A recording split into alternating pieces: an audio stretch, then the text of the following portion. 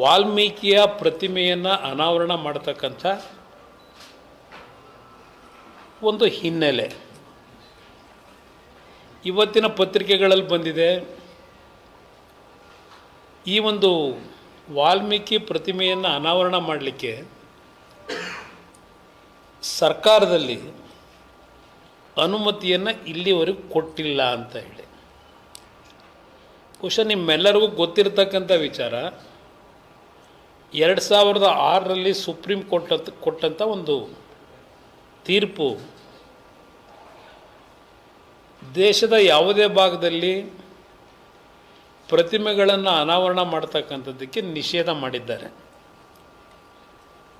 ವಿಶೇಷ ಪ್ರಕರಣಗಳು ಅಂತ ಹೇಳಿ ಸರ್ಕಾರದ ಅನುಮತಿಯನ್ನು ಪಡೆದು ಪ್ರತಿಮೆಗಳನ್ನು ಅನಾವರಣ ಮಾಡ್ತಕ್ಕಂಥದ್ದು ನಡೀತಾ ಇದೆ. 2012ರಲ್ಲೂ ಸಹ ಒಂದು ಕಾನೂನು ರಾಜ್ಯದಲ್ಲಿ ತಂದಿದ್ದಾರೆ ಸರ್ಕಾರ. ಇಲ್ಲಿ ಒಂದು ಕಡೆ ಈಗಿನ ಒಂದು ಮಾಹಿತಿ ಪ್ರಕಾರ ಇವರು 3ನೇ ತಾರೀಕಿನಂದು ಈ ಪ್ರತಿಮೆಯ ಅನಾವರಣ ಮಾಡ್ತಕ್ಕಂಥ ದಿನಾಂಕ ಏನು ನಿಗದಿ ಮಾಡ್ಕೊಂಡಿದ್ರು, ಸಂಘಟನೆಗಳು ಇಲ್ಲ ಕ್ಷೇತ್ರದ ಶಾಸಕರ ಒಂದು ಆಸೆಯೋ 3ನೇ ತಾರೀಕಿನಂದು ನಿಗದಿ ಮಾಡ್ಕೊಂಡಿದ್ರು ಅಂತಕ್ಕಂಥದ್ದು ಮಾಧ್ಯಮದಲ್ಲಿ ಕಾಣ್ತಾ ಇದ್ದೇನೆ. ಆದರೆ ಸರ್ಕಾರ 2 ಬಾರಿ ಈ ಸಂಘಟನೆಗಳು ಅನುಮತಿಯನ್ನು ಕೋರಿ ಸರ್ಕಾರದ ಮುಂದೆ ಅರ್ಜಿ ಕೊಟ್ಟಿದ್ದರು. ಅನುಮತಿಯನ್ನು ಕೊಡ್ತಕ್ಕಂಥದ್ರಲ್ಲಿ ಸರ್ಕಾರ ಮೀನಮೇಷ ಎಣಿಸಿದ್ದಾರೆ ಅಂತಕ್ಕಂಥದ್ದು ಮಾಧ್ಯಮದ ವರದಿಯನ್ನು ನಾನು ಗಮನಿಸಿದ್ದೇನೆ. ನಾನು ಮುಖ್ಯಮಂತ್ರಿಗಳನ್ನು ಕೇಳಲಿಕ್ಕೆ ಬಯಸ್ತೇನೆ, 3ನೇ ತಾರೀಕಿನಂದು ಅಧಿಕೃತವಾಗಿ ಪ್ರತಿಮೆಯ ಅನಾವರಣ ಮಾಡ್ತಕ್ಕಂಥದ್ದಕ್ಕೆ ಸರ್ಕಾರ ಅನುಮತಿಯನ್ನು ಕೊಟ್ಟಿದ್ದ, ಇಲ್ಲ ಸರ್ಕಾರ ಅನುಮತಿಯನ್ನು ಕೊಟ್ಟಿರಲಿಲ್ವಾ? ಸರ್ಕಾರದ ಜವಾಬ್ದಾರಿ ಇದೆ ಇದಕ್ಕೆ ಉತ್ತರ ಕೊಡಲಿಕ್ಕೆ. ಸರ್ಕಾರ ಅನುಮತಿಯನ್ನು ಕೊಡದೇ ಇದ್ದರೆ ಯಾವ ಅಧಿಕಾರದ ಮೇಲೆ ಯಾರು ಈ ಪ್ರತಿಮೆಯನ್ನು ಅನಾವರಣ ಮಾಡಲಿಕ್ಕೆ ಹೋದರು? ವಾಲ್ಮೀಕಿ ಬಗ್ಗೆ ಪ್ರತಿಯೊಂದು ಪ್ರಜೆಗಳಲ್ಲಿ ಗೌರವ ಇರತಕ್ಕಂಥದ್ದು ಯಾರೂ ಇವತ್ತು ಅನುಮಾನ ವ್ಯಕ್ತಪಡಿಸ್ಲಿಕ್ಕಾಗಲ್ಲ. ಪ್ರತಿಯೊಬ್ಬರಲ್ಲೂ ವಾಲ್ಮೀಕಿಯ ಬಗ್ಗೆ ಒಂದು ಗೌರವ ಇದೆ, ಭಯಭಕ್ತಿನೂ ಇದೆ. ಈಗ ಇಂಥ ಒಂದು ಪರಿಸ್ಥಿತಿನಲ್ಲಿ ಒಂದು ಬ್ಯಾನರ್ಗಳನ್ನು ಕಟ್ಟತಕ್ಕಂಥದ್ದು ಒಂದು ಪ್ರತಿಷ್ಠೆಯಾಗಿ ತೆಗೆದುಕೊಂಡು ಪ್ರಾರಂಭ ಆದಂಥ ಈ ಘಟನೆ ಒಬ್ಬ ಕಾಂಗ್ರೆಸ್ ಕಾರ್ಯಕರ್ತನ ಹತ್ಯೆಗೆ ಕಾರಣ ಆಗಿರ್ತಕ್ಕಂಥದ್ದು ಈಗಾಗಲೇ ನಾಡಿನ ಜನತೆಗೆ ಗೊತ್ತಿರತಕ್ಕಂಥ ವಿಚಾರವೇ. 1ನೇ ತಾರೀಕಿನಂದು ನನಗಿರ್ತಕ್ಕಂಥ ಮಾಹಿತಿಯನ್ನು ಇವತ್ತು ನಿಮ್ಮ ಮುಂದೆ ಇಡಲಿಕ್ಕೆ ಬಯಸ್ತಾ ಇದ್ದೇನೆ. ನಾನು ಕಳೆದ 3-4 ದಿನಗಳಿಂದ ಮಾಧ್ಯಮದ ಮುಂದೆ ನಮ್ಮ ಎಕ್ಸ್ ಖಾತೆ ಮುಖಾಂತರವೋ ಮತ್ತಿನ್ಯಾವುದೋ ರೀತಿಯಲ್ಲಿ ನಾನು ನಿಮಗೆ ನನ್ನ ಭಾವನೆ ವ್ಯಕ್ತಪಡಿಸಲಿಕ್ಕೆ 3-4 ದಿನಗಳಿಂದ ನಾನು ನಿಮ್ಮ ಮುಂದೆ ಬರಲಿಲ್ಲ. ಇವತ್ತು ಈ ಎಲ್ಲ ಘಟನೆಗಳನ್ನು ಗಮನಿಸಿ ನನ್ನ ಜವಾಬ್ದಾರಿಯನ್ನು ನಾನು ನಿರ್ವಹಿಸ್ತೇ ಇದ್ದರೆ ಒಬ್ಬ ಜನಪ್ರತಿನಿಧಿಯಾಗಿ ಇಲ್ಲ ಒಂದು ಕಡೆ ನನ್ನ ಒಂದು ವೈಫಲ್ಯಗಳನ್ನು ತೋರಿಸ್ದಾಗ ಆಗ್ತದೆ. ಆ ಹಿನ್ನೆಲೆಯಲ್ಲಿ ಇವತ್ತು ನಿಮ್ಮ ಮುಂದೆ ಬಂದಿದ್ದೇನೆ. ಇದರಲ್ಲೇ ನನಗೆ ಯಾವುದೇ ರೀತಿಯ ರಾಗ ದ್ವೇಷದ ಹಿನ್ನೆಲೆಯಲ್ಲಿ ಇವತ್ತು ನಿಮ್ಮ ಮುಂದೆ ಈ ವಿಷಯಗಳನ್ನು ಇಡ್ತಾ ಇಲ್ಲ. ನಾನು ನನ್ನ ಒಂದು ವ್ಯಾಪ್ತಿಯಲ್ಲಿ ಏನೇನು ಮಾಹಿತಿಗಳನ್ನು ಸಂಗ್ರಹ ಮಾಡಬೇಕು ಆ ಮಾಹಿತಿಗಳನ್ನು ನಾನು ಸ್ಪಷ್ಟವಾಗಿ ಪಡೆದ ನಂತರವೇ ನಿಮ್ಮ ಮುಂದೆ ಬಂದಿದ್ದೇನೆ.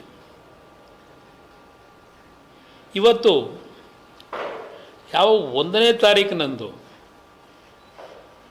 ಮಧ್ಯಾಹ್ನ 2:30-3 ಗಂಟೆಗೆ ಇರಬೇಕು ಅಂತ ಕಾಣಿಸ್ತದೆ. ಅವತ್ತಿನ ದಿನ ಏನು ಜನಾರ್ದನ್ ರೆಡ್ಡಿ ಅವರ ಮನೆಯ 2 ಕಾಂಪೌಂಡ್ಗಳಿದೆ ಅಂತಕ್ಕಂಥದ್ದನ್ನು ಹೇಳ್ತಾರೆ. ನಾನೇನಲ್ಲಿ ಸ್ಥಳ ಪರಿಶೀಲನೆ ಮಾಡಲಿಕ್ಕೆ ಹೋಗಿಲ್ಲ.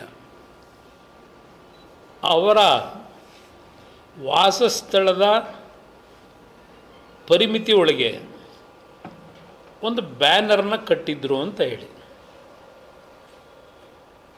ಆ ಬ್ಯಾನರ್ ಕಟ್ಟಲಿಕ್ಕೆ ಮುನ್ಸಿಪಾಲ್ಟಿಯ ಪರ್ಮಿಷನ್ ತಗೊಂಡಿದ್ರೋ ತಗೊಳ್ಳಿಲ್ವೋ ಅದು ನಾನು ದೊಡ್ಡ ಮಹತ್ವ ಕೊಡಲಿಕ್ಕೆ ಹೋಗಲ್ಲ. ಈಗ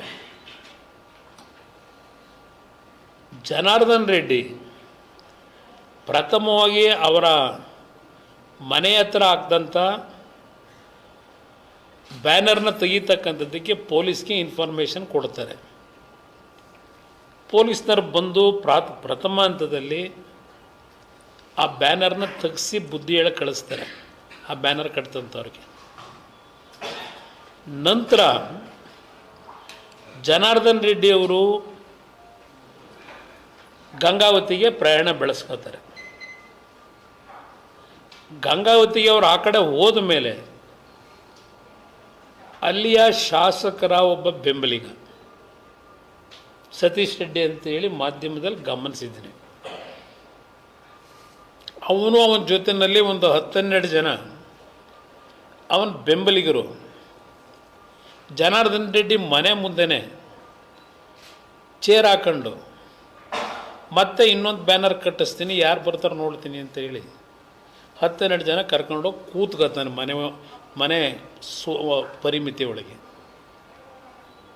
ನಾನು ಸರ್ಕಾರಕ್ಕೆ ಕೇಳ್ತೀನಿ, ಆ ವ್ಯಕ್ತಿಯ ಜನಾರ್ದನ್ ರೆಡ್ಡಿ ಮನೆ ಕಾಂಪೌಂಡ್ ಹತ್ರವೇ ಹೋಗಿ ಗೇಟ್ ಹತ್ರ ಹಾಕೊಂಡು ಕೂತಾಗ ಅದು ಟ್ರೆಸ್ಪಾಸ್ ಅಲ್ವೋ?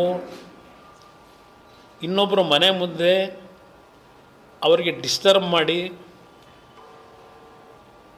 ದಬ್ಬಾಳಿಕೆ ನಡೆಸಿ ಅವ್ರ ಮನೆ ಮುಂದೆ ಹೋಗಿ ಚೇರ್ ಹಾಕೊಂಡು ಕೂತ್ಕೊಳ್ತಕ್ಕಂಥದ್ದೇನಿದೆ, ಪೊಲೀಸ್ ಇಲಾಖೆಯನ್ನು ಸತ್ತೋಗಿದೆಯಾ ಈ ರಾಜ್ಯದಲ್ಲಿ? ಈ ಸರ್ಕಾರ ಸತ್ತೋಗಿದೆಯಾ?